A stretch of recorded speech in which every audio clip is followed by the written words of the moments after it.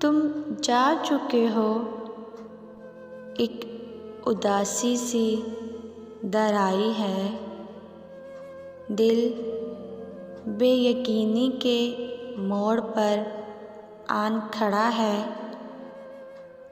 चारों सू घंटे 23 minute 7 second. मोहब्बतों का सफ़र अभी तो शुरू हुआ है। हाथों में हाथ दिया है, एक मंजिल के दो राही मिले हैं।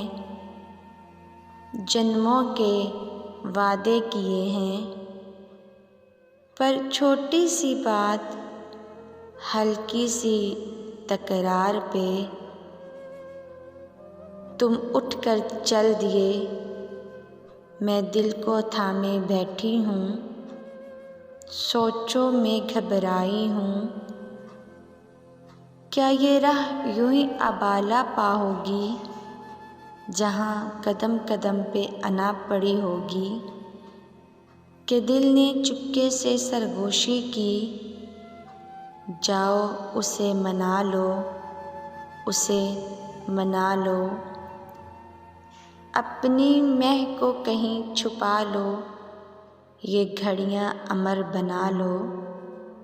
यकदम तुम कमरे में आ जाते हो, मुस्कुराती नज़रों से मुझे देखते हो और हाथ बढ़ाकर कहते हो, आओ जाना कहीं बाहर चलते हैं।